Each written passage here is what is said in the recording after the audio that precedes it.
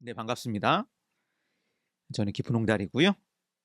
네, 뭐 공부 노동자로 살고 있고 옛 고전들을 읽고 나누고 있습니다. 오늘부터 3주간 고전 인물 열전이라고 하는 제목으로 어, 세 권의 고전과 인물들을 소개하려고 합니다. 그래서 오늘은 논어의 공자를 소개하려고 하고요. 부제를 이렇게 달았습니다. 함께 배움의 길을 열다. 자, 여러분들이 논어에 대해서 혹은 공자에 대해서 어떻게 들어보셨는지 궁금합니다. 이제 사실은 온라인에서 자유롭게 이제 우리가 소리를 주고받고 소통할 수 있다면 뭐 이렇게 이제 질문을 해보기도 하거든요. 근데 이런 질문을 하더라도 피드백이 쉽지는 않으니까. 다만 중간중간에 막 채팅으로도 유튜브라는 특성이 있으니 남겨주시면 뭐 저도 채팅을 읽어가면서 진행을 하도록 하겠습니다. 사실 대중적으로 공자라고 하는 이름은 많이 널리 알려져 있죠. 논어라는 책도 뭐 그렇게 아주 낯선 책은 아닐 것 같습니다. 오늘은 공자의 간단한 생애, 아주 간단한 생입니다. 그리고 논어라는 책도 아주 간단하게 정말 쉽고 그냥 간략히, 그리고 이 고전에서 논어가 어떤 정도의 위치를 차지하고 있는지를 함께 좀 알아보려고 합니다. 자, 교환을 가지고 이야기를 한번 진행을 해보죠. 공자. 이 호칭은 우리에게 굉장히 익숙하죠. 근데 그의 본래 이름은 공구입니다. 태어났을 때 이제 사기에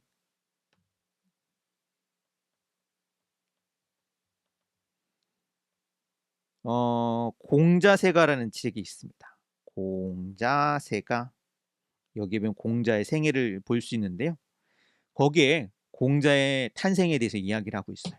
공자가 태어났을 때 머리가 한쪽이 마치 언덕처럼 툭 튀어나와 있었답니다. 그래서 언덕을 뜻하는 구를 이름으로 지었습니다. 그래서 제가 어떤 책에서는 공짱구라고 소개하기도 했어요. 자, 그런데 그의 본래 이름인 이 공구라는 이름보다는 공자라는 호칭이 우리에겐 더 익숙합니다. 그럼 그건 왜 그랬느냐? 바로 그가 훌륭한 스승이 되었기 때문이죠. 여기서 자는 선생님이라는 뜻입니다. 아마도 고대 사회에 신분이 높은 사람에게 이 자자를 붙였고, 그런 전통에 따라서 특히 음, 철학사라고 할까요? 그러니까 사상에 아주 큰 영향을 끼친 사람들에게 이 자자가 붙었죠. 자, 그러니까 공자란 바로 공선생님이라는 뜻입니다. 공자 이외에도 자라고 하는 호칭을 얻은 붙은 사람이 여럿 있죠. 대표적으로 다음 시간에 소개할 맹자. 어떤 책에서는 공자의 스승으로 소개되기도 하는 노자, 공자의 비판자로 이야기되는 장자. 한편 공자의 먼 후계자지만 많은 사람들에게 좀 미움을 받았던 순자, 순자의 제자인 한비자, 뭐 이런 인물들이 있습니다. 다 이 자자가 선생이라는 뜻이에요.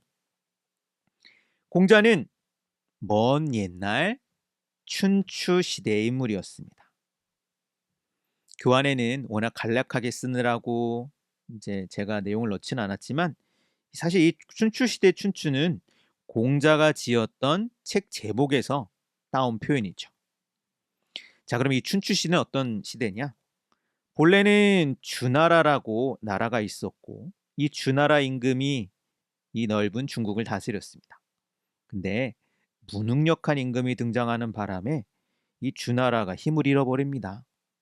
그 결과 이 주나라 아래에 있었던 여러 나라, 이걸 고전책에서는 뭐라고 하면 제후국이라고 하죠.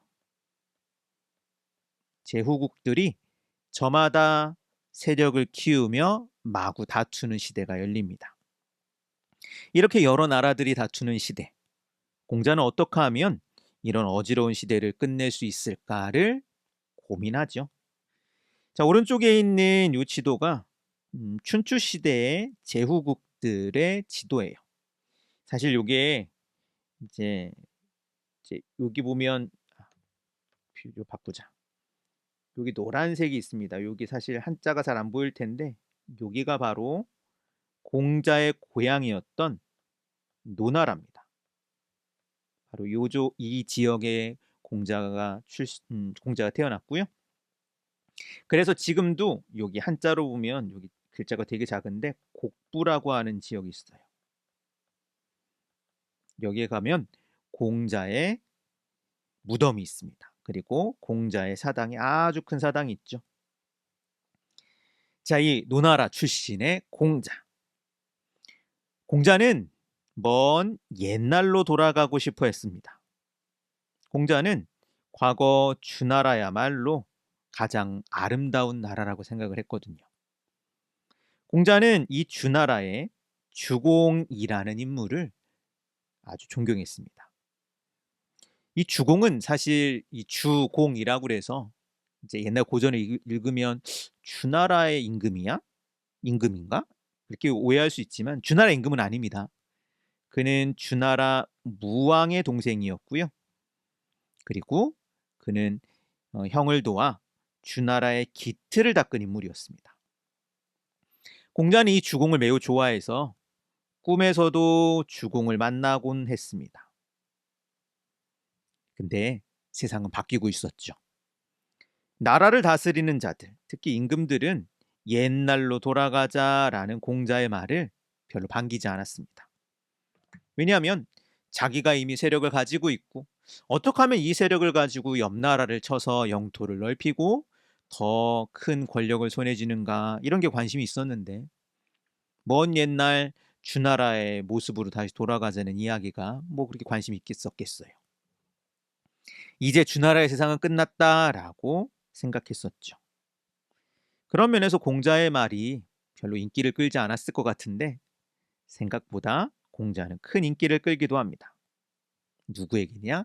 바로 학생들에게 인기를 끕니다. 공자가 학생들을 굉장히 잘 가르쳤대요.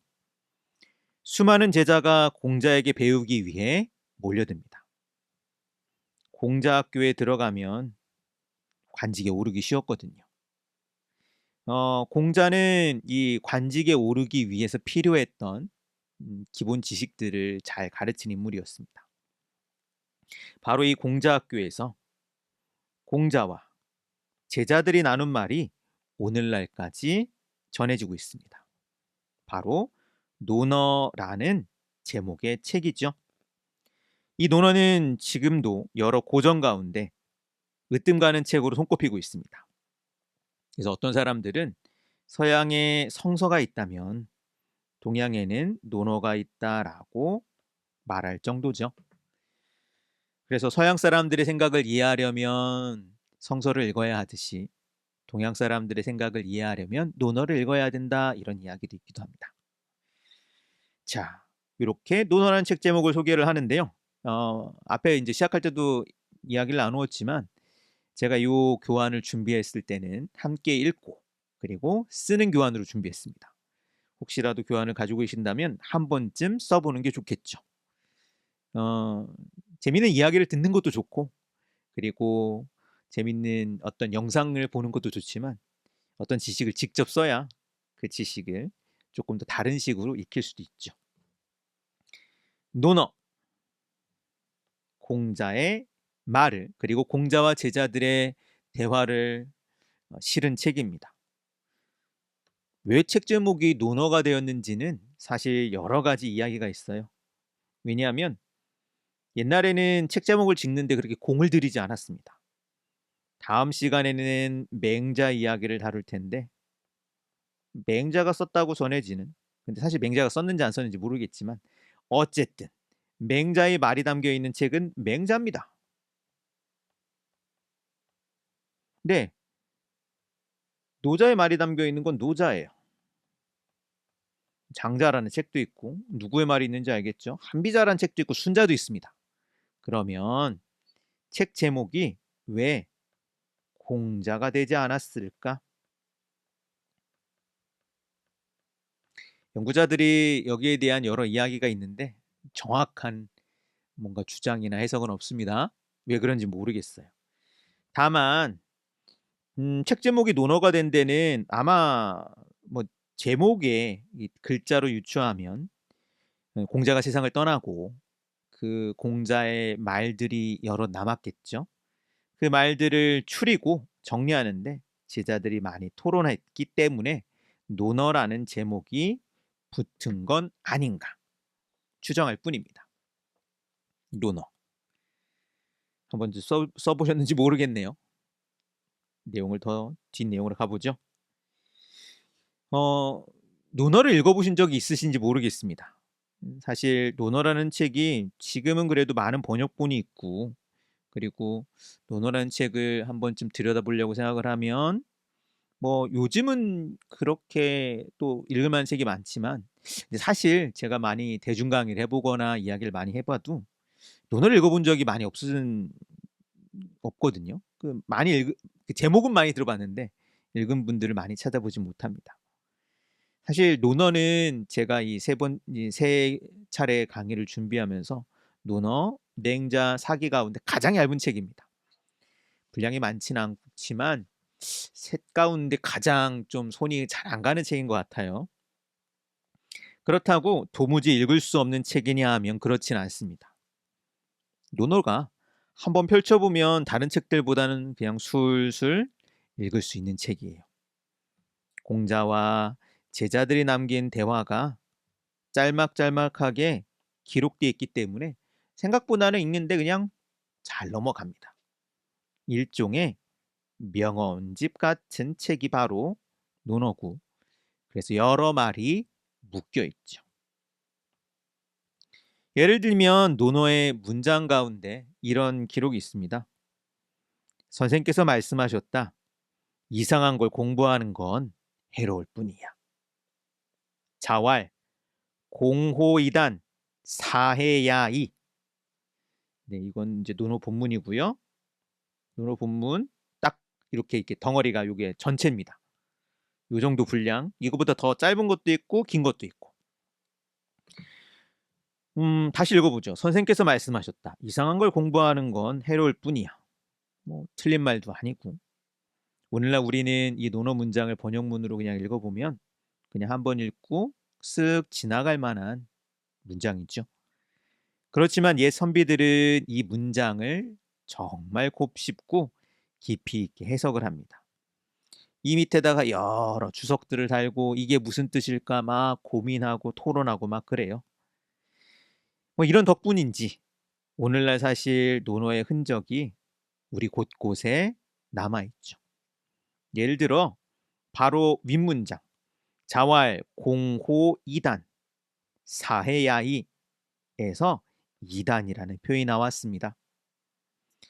이 이단이 뭐 공자 시대에는 과연 무엇을 이단이라고 했을까? 뭐 그것도 한번 생각해 봐야 되겠는데 오늘날에는 엇나간 우리가 상식적으로 받아들일 수 없는 혹은 잘못된 사람들을 속이거나 세상을 어지럽히는 가르침을 펴는 집단 혹은 그런 가르침을 이단이라는 표현으로 사용하고 있죠.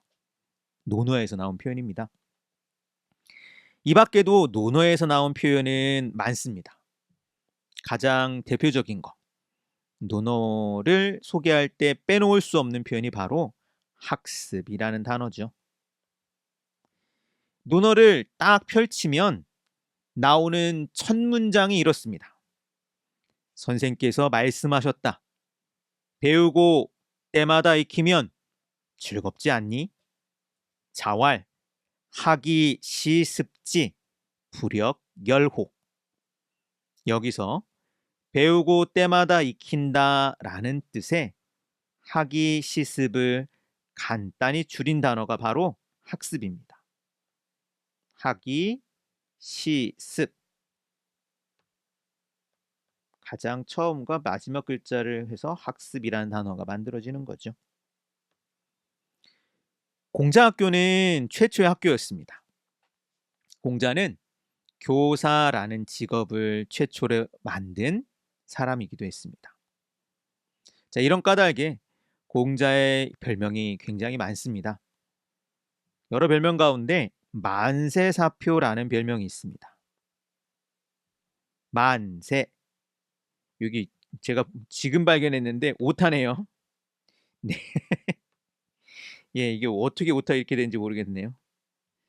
네. 오타를 고친다고 하는데 이게 이걸 진행하면서 발견하는 경우도 있습니다. 만세사표입니다. 만사세표면 안 돼요.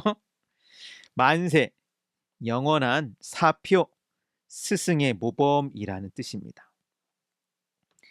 오늘날이야 우리가 학교에서 여러 과목을 배우죠. 그렇지만 옛 선비들은 바로 학교에서 공자의 말을 배웠습니다. 앞에서 공자가 꿈에서도 주공을 만난다라는 이야기를 했었죠.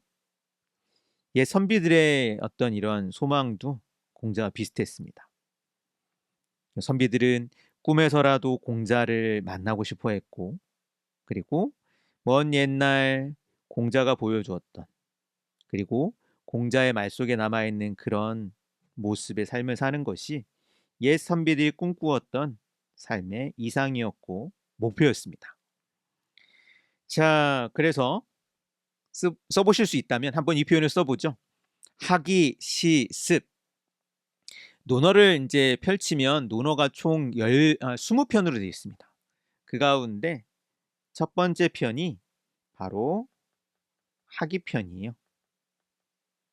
왜냐? 논어의 첫 문장은 자왈이지만 이 자왈은 공자왈이란 뜻이거든요. 공자의 말이다. 근데 이거는 계속 반복이 되니까 사실 이걸 제목으로 삼을 이유는 없습니다. 자왈은 정말 논어에 수백 번이 등장합니다. 이거를 그런 표현을 삼을 필요는 없고, 그러니 학이 처음 나오는 이 표현을 가지고 제목으로 삼은 거죠. 자, 그래서 첫 번째 표현 학이 시습지 부력 열호, 그 가운데 학이 시습을 한번 써보기를 권합니다. 그리고 여기서 학습이라는 표현이 나왔죠. 참고로 저는 함께 공부하는 친구들에게도 이야기하고, 한문을 제가 전문적으로 공부하려고 하는 사람들에게도 이야기하지만, 한문을 좀 공부한다면 배우라 이렇게 배우는 건 좀 좋은 거가 아니라고 생각을 합니다. 왜냐하면 그거는 이제 아주 단어의 가장 하나의 뜻만으로 이제 이 글자의 뜻을 너무 제한을 하는 거죠. 그래서 음은 학이라고 하고 이게 뜻이 배우다. 그리고 그 아래의 여러 용례들을 한번 좀 기억해 두면 좋겠습니다. 그래서 혹시라도 이런 고전을 공부하신다면 쓰면서 공부할 때 학교라는 단어가 있지. 그런데 그 용례들을 내가 정리해 보는 거예요. 배움이라고 하는 뜻으로 쓰여 있는 게 학생. 또 뭐 있을까요? 배움. 예를 들면 큰 배움, 대학. 고전에서는 소학이라는 것도 있고요. 그렇죠? 작은 배움이란 뜻입니다. 그리고 이게 나중에 학교라는 뜻으로 쓰이죠.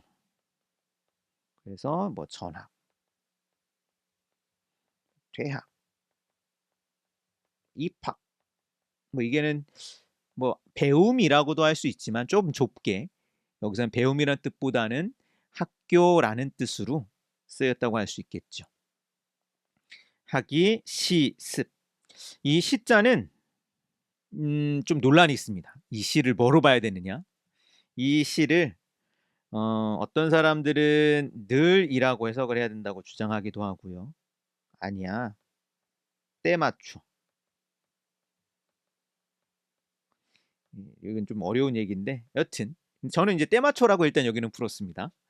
그 적절한 때마다 때 맞춰서 배우는 것, 익히는 것이 학이시습이라고 할 수 있고요. 그래서 때를 맞춰 내리는 비를 시우라고 하죠. 습은 익히는 것.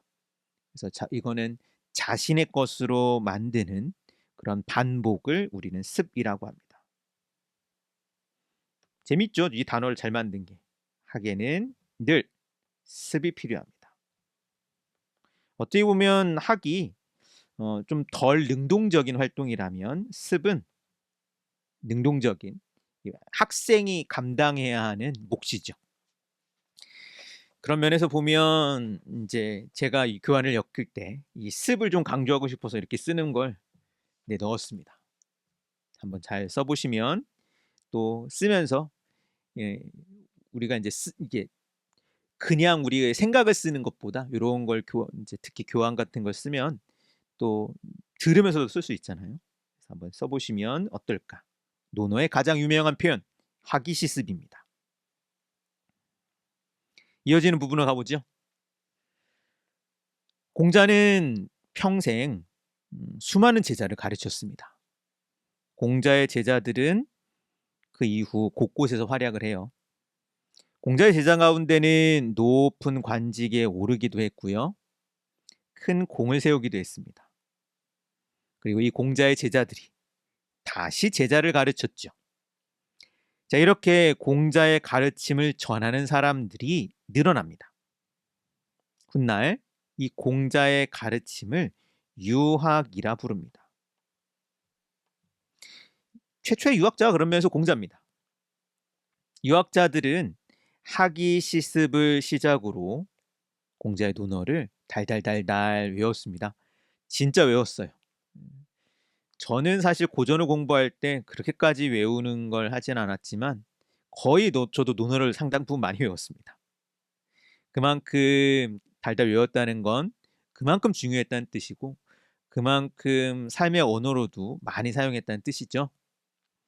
자, 그래서 바로 여기서 이름을 지은 사람도 있을 정도였습니다. 바로 조선의 문인 김시습이 여기서 이름을 따온 거죠. 학이 시습에서 시습이라는 이름을 따왔습니다. 공자는 배움을 굉장히 사랑한 사람이었습니다. 뒤에도 이야기하겠지만 공자는 배움이야말로 굉장히 중요하고 특히 옛 전통을 배우는 것이 새로운 것을 익히는 것보다 더 중요하다라고 생각을 했습니다.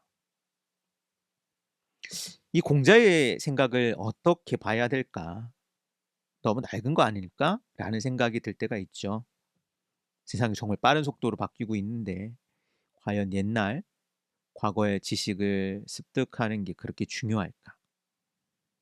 그렇지만 공자는 세상이 바뀌더라도 여전히 중요한 것이 있다 라고 말합니다. 본 교환에서는 간단하게 논어를 소개하고 공자를 소개하기 때문에 이 논어의 어떤 중요한 개념들을 소개하지 못했고 사실 그 개념들을 소개하려면 강의가 훨씬 더 어려워지죠. 그렇지만 하나를 좀 그래도 꼽아보자면 예나 지금이나 사람 관계에서는 믿음이 중요하죠. 특히 통치자는 믿음직스러운 사람이어야 합니다. 그래서 논어에서 나온 표현이 이 믿음이 없으면 설 수 없다, 세워지지 않는다, 무신분립이란 말이 나오기도 했었죠. 통치자는 백성에게 믿음을 줘야 되고 그리고 그 믿음이야말로 어떤 그 신뢰야말로 나라를 튼튼하고 굳건하게 세우는 중요한 기둥이라는 생각을 했고 그리고 그 신뢰라고 하는 이 믿음은 단순히 통치자와 백성 혹은 관리와 왕과 신하들 사이에서만 있는 게 아니라 사람들 사이에서도 중요하다라고 논어에서도 이야기하고 그러한 논어의 이야기는 오늘날에도 많이 회자되죠. 논어에서 나오는 표현들이 지금까지 사용되는 이유가 그런 것기도 하겠죠. 오늘날에는 정말 새로운 지식들이 범람하고 있습니다. 그리고 사실 정말 시간이 가면 갈수록 익혀야 되는 새로운 지식들이 점점 늘어나고 있죠. 근데 이런 시대야말로 저는 도리어 공자의 가르침이 소중하다라고 이야기하고 싶습니다. 옛사람의 지혜를 익혀야 새로운 지식을 습득할 수 있는 바탕을 만들 수 있는 거죠. 그래서 일찍이 공자는 이렇게 말했습니다. 온고지신. 옛 것을 익혀야 새로운 것을 안다. 이 표현도 논어에서 나온 표현입니다. 오늘날 공자의 가르침은 그런 면에서 더 빛을 발한다고 할 수 있어요. 사실 과거에는 이 암기라는 게 굉장히 중요했어요. 암기를 많이 해야 그 외워둔 걸 가지고 지식을 바로바로 써먹을 수 있으니까. 근데 이제는 암기가 뭐 그렇게 중요합니까? 검색해 보면 다 나오는 걸. 게다가 얼마 전까지는 새로운 지식을 남이 알지 못하는 걸 먼저 아는 게 굉장히 중요했죠. 근데 이제는 그런 것도 중요하지 않은 것 같아요. 새로운 정보는 AI가 인간을 훨씬 능가하고 그 도움은 어떻게 보면 점점 더 우리 삶의 많은 부분을 차지할 겁니다. 저도 최근에 AI를 많이 쓰고 있습니다. 자, 그런 면에서는 새로운 정보를 얻는 것보다는 옳고 그름을 판단할 수 있는 능력, 어떤 삶의 지혜를 우리는 습득해야 되겠죠. 지식보다는. 그리고 바로 고전의 그 지혜가 고전 속에 들어 있습니다. 여기도 오타래요. 자, 그런 면에서 저는 한 번쯤 기회가 된다면 논어를 읽어보라고 말하고 싶고요. 이 표현도 한번 써보죠. 온고지신. 옛 것을 익혀서 새로운 것을 안다. 온자는 원래는 이제 익히다, 데우다라는 뜻인데 이제 온고는 옛 것을 익히는 것. 참 우리말이 좀 재밌죠. 익히다는 게 앞에 얘기했던 습. 어떤 행위나 무언가를 반복해서 내 것으로 만드는 것도 익힌다라고 하지만 불에 데워서 뭔가를 바꾸는 것도 익힌다라고 합니다. 네, 이 두 가지 뜻이 따로 쓰이지만 또 의미를 익힌다 함께 쓸 수 있는 것도 재밌고 고는 여기선 옛 것을 이야기합니다. 옛 것을 익혀야 지신 새로운 것을 알 수 있다고 말합니다. 신 많은 사람들이 여기에 방점을 두지만 공자의 후예들은 여기에 방점을 두었습니다. 근데 생각을 해보면 물론 새로운 것을 막 쫓아가는 것도 중요하긴 하죠. 그러다 잘못 이제 엎어두고 아무것도 신경 쓰지 않다 보면 뒤처지니까. 그렇지만 새로운 것이 꼭 그렇게 중요한 것 같지는 않습니다. 왜냐하면 새로운 것들을 쫓아가다가 그러나 그것들을 습득할 수 있는 나만의 방법들 그리고 사실은 가끔 그런 생각을 해요. 이 무언가를 배운다고 했을 때 이 옛 것을 배우는 건 생각보다 가성비가 좋구나. 왜냐하면 어떤 정보나 어떤 지식도 옛 것에서부터 완벽하게 동떨어져서 그러니까 옛 것에서부터 영향을 받지 않는 건 전혀 없거든요.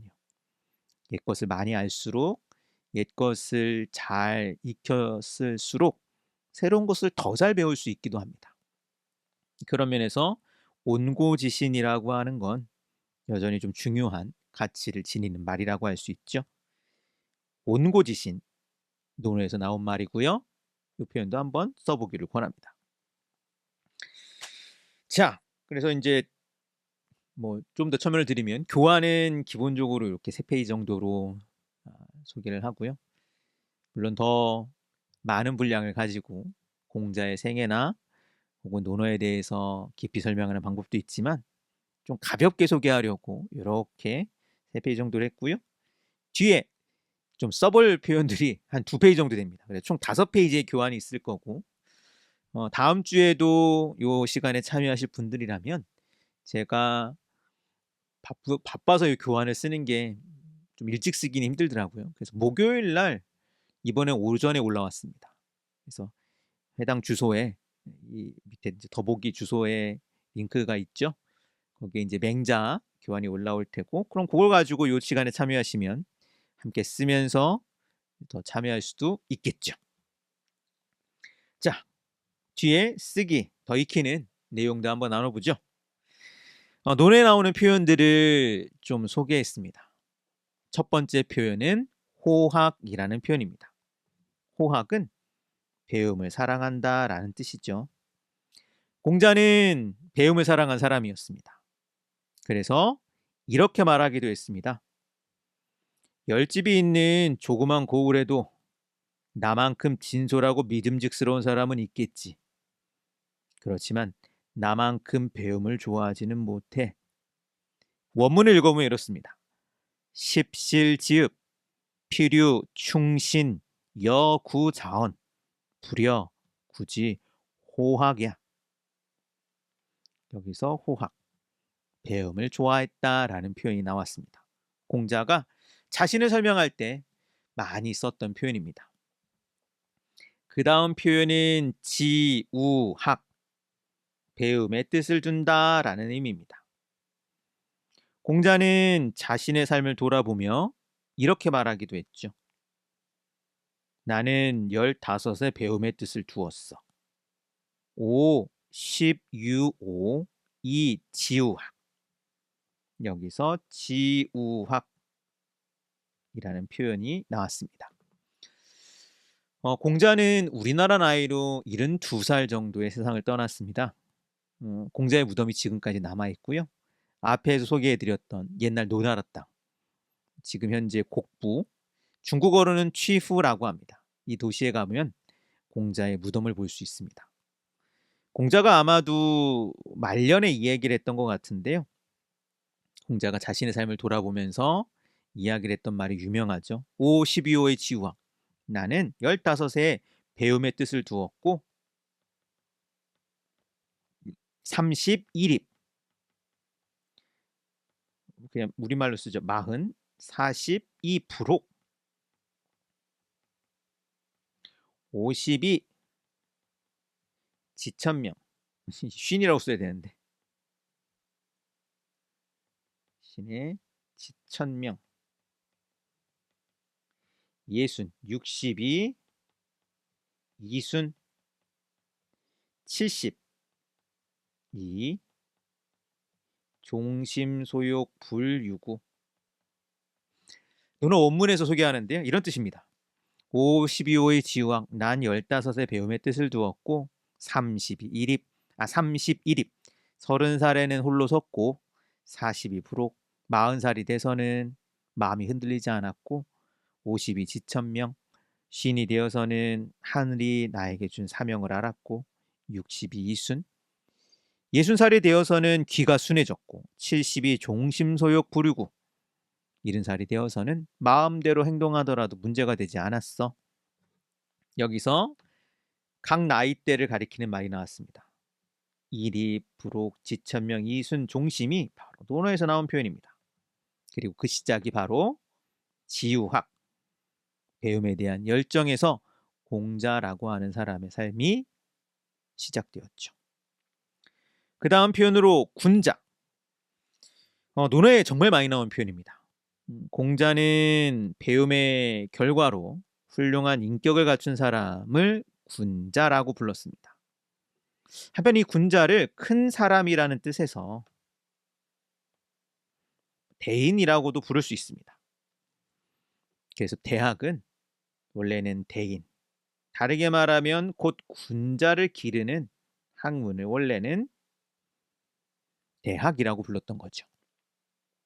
자, 그래서 군자, 성인 군자라는 말을 아까 이제 질문을 줬었는데요. 이제 덕목을 갖춘 훌륭한 사람을 성인 군자라고 불렀고, 이걸 이렇게 같이 썼던 건 그만큼 연관이 있었다는 뜻인데, 오늘날에는 그냥 성인 군자를 옛날 사람들이 사용했던 그런 표현을 좀 쓰진 않고 있죠. 자, 이어지는 논어에서 나온 표현도 소개하겠습니다. 그 다음 표현은 과유불급.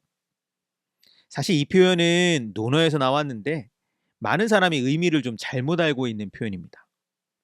본래는 지나친 것이나 모자란 것이나 똑같다라는 뜻입니다. 그렇지만 지나친 것보다는 차라리 모자란 것이 낫다라는 식으로 오해하고 있어요. 자, 논어 본문은 이렇습니다. 일단은 이제 논어 본문의 번역을 보죠. 제자가 먼저 묻습니다. 그리고 공자와 이렇게 제자가 이제 질문을 나누는 건데, 자공이라는 제자와의 문답입니다. 자공이 물었다. 자장과 자아 가운데 누가 더 낫습니까? 선생께서 말씀하셨다. 자장은 지나치고 자아는 모자라지. 그렇다면 자장이 더 낫겠네요. 선생께서 말씀하셨다. 지나친 것이나 모자란 것이나 같아. 원문을 읽어보면 이렇습니다. 자공문, 사여, 상야, 숙현, 자왈, 사야, 과, 상야, 불급, 왈, 연즉 사유여, 자왈, 과, 유, 불급. 여기서 나왔죠. 과, 지나친 것이나 불급, 급자는 원래 이제 어디 미치다, 도달하다는 뜻입니다. 도달하지 못하는 모자란 것이나 유, 같다라는 뜻입니다. 지나친 것보다는 차라리 모자라는 게 낫다라고 해석하는 건 논어의 맥락에서 벗어나서 잘못된 해석입니다. 그건 이제 글자를 그냥 이 유자 때문에 해석 때문에 빚어진 건데, 네, 하여튼 잘못된 해석입니다. 그 다음 표현으로 극기라는 표현도 논어에서 나왔습니다. 근데 이것도 좀 맥락에서 벗어나서 사용하는 표현이죠. 자, 본래는 공자가 제자 안현에게 이야기했던 말에서 이 표현이 나옵니다. 제자 안현이 공자에게 원문을 보면 인이라는 사람다움이라는 것에 대해서 묻거든요. 자, 그러자 공자가 이렇게 이야기합니다. 나를 이겨 올바른 행동을 실천하는 것이 사람다움이야. 원문이 이렇습니다. 극기복례 위인. 자, 여기서 공자가 이야기한 극기란 무엇일까? 공자가 이야기한 극기는 자신의 욕심, 그릇된 마음을 이겨내야 한다라는 뜻으로 말했습니다. 근데 오늘날에는 극기라고 하면 무작정 힘든 걸 하고 뭔가 땀을 뻘뻘 흘리고 할 수 없는 걸 막 과도하게 하는 걸 극기라고 하죠. 그것도 논어에서 나온 표현을 잘못된 표현으로 사용하고 있는 겁니다. 자, 이렇게 오늘은 논어의 공자를 그리고 공자와 논어를 한번 소개했고요. 과연 이렇게 진행하는 스타일이 어떤지 좀 모르겠습니다. 원래는 이제 진행하면서 질문을 많이 받아서 중간중간에 그런 질문을 소화하기도 하는데 모르겠습니다. 혹시라도 궁금하신 게 있으시면 한 번쯤 댓글창을 달아주셔도 좋고요. 지금 시간이 제 시계로는 42분인데 한 3분 뒤에 마치도록 하죠. 원래는 이렇게 이런 식으로 진행하면 몇 분 정도가 되는지도 좀 이 호흡을 위해서는 차근차근 진행하는 게 도움이 되겠는데 하여튼 오늘은 처음 이렇게 온라인을 통해서 유튜브라고 하는 채널을 통해서 제가 준비했던 교환과 그리고 공자 이야기를 소개했습니다. 다음 시간에 광고를 드리면 네, 동일하게 이런 식의 교환을 가지고 다음 시간에 고전인물 열전 두 번째 시간 맹자를 소개하려고 하고요. 맹자는 맹자책에 실려 있는 맹자의 여러 이야기들을 또 한번 소개하기도 하고 맹자는 어떤 시대를 살았고 그는 어떤 인물로 소개되었고 우리는 그 책에서 어떠한 표현들을 만날 수 있는지 그리고 오늘 논어를 소개했던 것처럼 맹자에 나오는 표현들도 굉장히 많이 지금까지도 사용하고 있거든요. 그런 익숙한 표현들도 함께 소개하려고 합니다.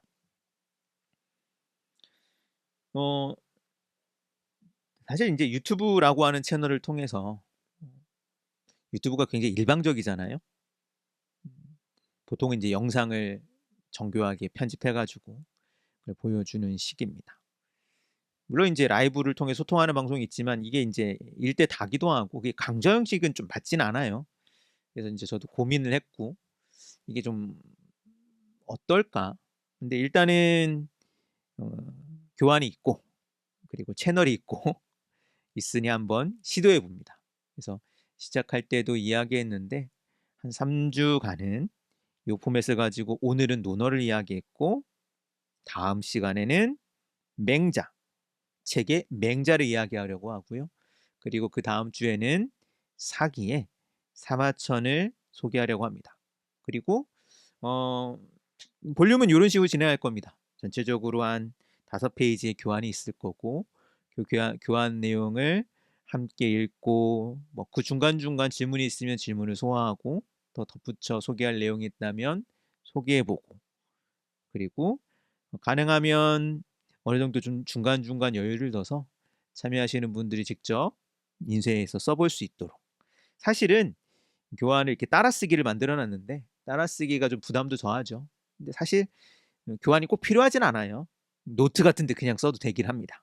근데 그거보다는 한번 요렇게 정형한 틀 정형화된 틀에서 한번 써 보는 것도 좋겠죠.